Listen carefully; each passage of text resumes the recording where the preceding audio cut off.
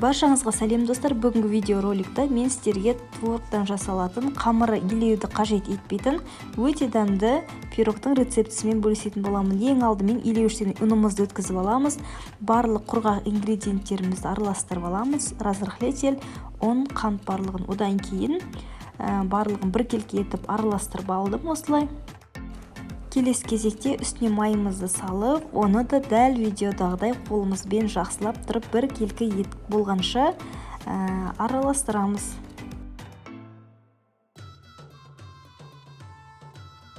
Мінекей көріп тұрғандарыңыздай қамырымыз осындай болып шығады. Енді осының үстіне бір жұмыртқамызды жарып, салып, оны да жақсылап тұрып қолымызбен араластырамыз.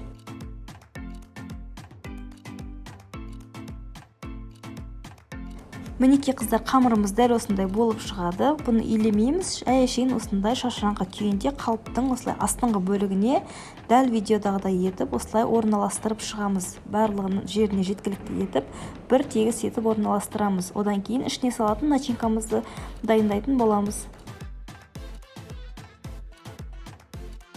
Келесі кезекте ішіне салатын салмамызды дайындайтын боламыз. Осылай сүзбені сүзіп дайындап алдым. Өлшеп барлығын осылай ыдысыма салдым. Үстінен қант және де жұмыртқаны салып, бір келкі болғанға дейін жақсылап тұрып араластырып шығамыз.